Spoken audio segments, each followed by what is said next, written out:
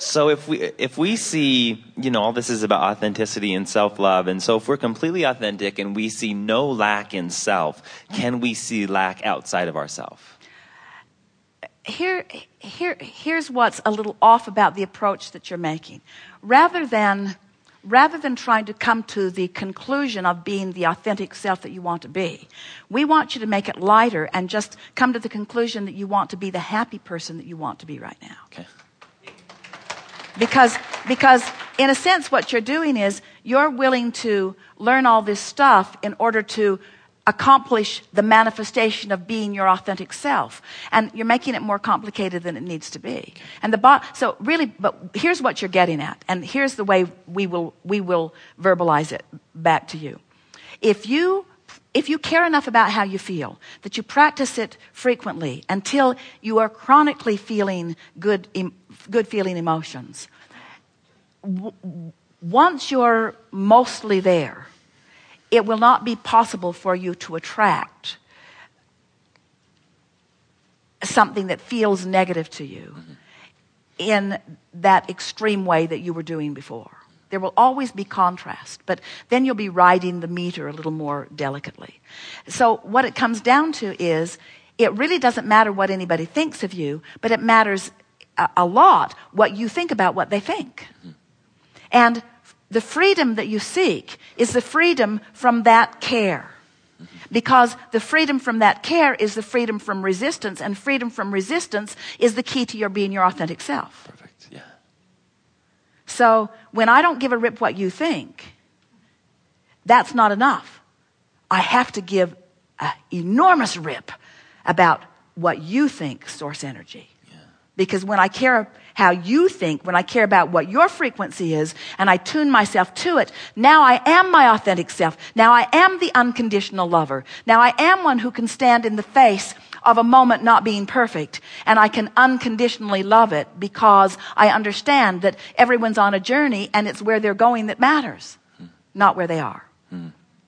It's their authentic self that matters. Ooh. And when we're now wait. Okay. So when I'm my authentic self, then I see their authentic self. And when I see their authentic self, then I uplift them to it. But if I'm not my authentic self, then they may suck me into seeing their not authentic self, and now we're both out of the vortex blaming each other for how we feel. Yeah, okay. So who's going to break the chain of pain? Me. Because I understand. Because I care about how I feel. I care so much about how I feel that I'm going to be tuned in, tapped in, turned on to the whole of that which I am. Because I want the freedom of alignment that it gives me. Oh, and the byproduct of it is I'm going to help you out. But if I make the main effect be I'm going to help you out, now I'm looking at you where you are, and now I'm not my authentic self because my inner being isn't looking at you where you are in a resistant sense. Now let's stay here for just a little bit. So does that which man calls God, does that perspective see you where you are? Yes. There is not a consciousness that is looking away. That support is always there unequivocally and eternally. It's just not freaked out. Because Source understands the big picture, knows where you're going, knows who you really are, knows that you have the power to manifest the emotional manifestation, which will then lead to every other manifestation that follows it. Okay. So by being, Jesus was authentic. Sometimes, not always. Not always. Okay. So what's the distinction between, not giving a rip what other people think and having compassion? Well, this is we like you throwing the word in here. We tossed it in a little bit ago too.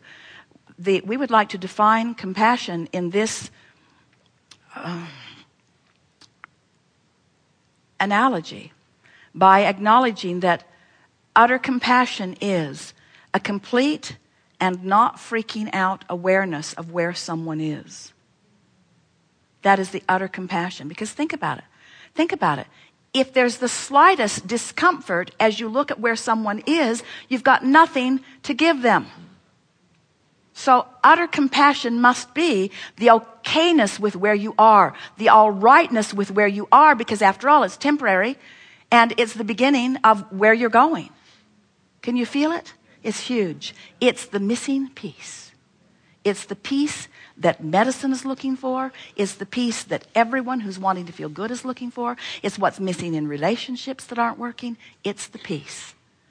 The okayness with what is, because it's so temporary.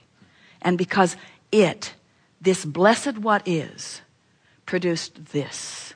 And without this blessed what is, this expanded beingness, which is the promise of eternity, could not exist. That's it. Thank you.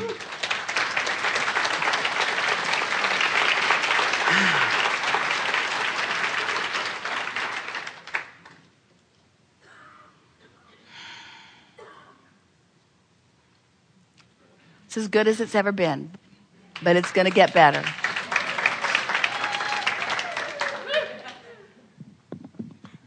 You like being out here on the leading edge? You like knowing what the source within you knows? You've got it right now, don't you? You're going to hold it forever? Is that all right?